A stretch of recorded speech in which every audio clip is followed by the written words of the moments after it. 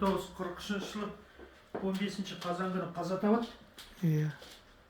1944 жылы 1 наурызда Кеңес одағының батыр атағы беріледі, КСР жоғарғы кеңесінің жарлығымен.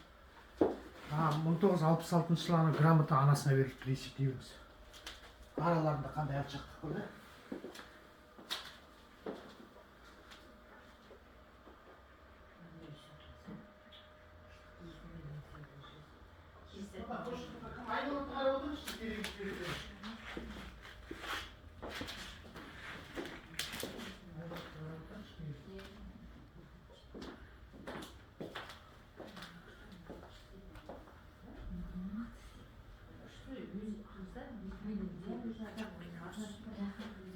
Жан-жақ бөлме бар.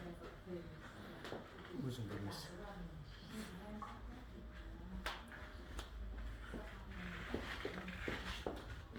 Бұл өнері бөлімі, бұл жер. Анау қанша бөлмесі.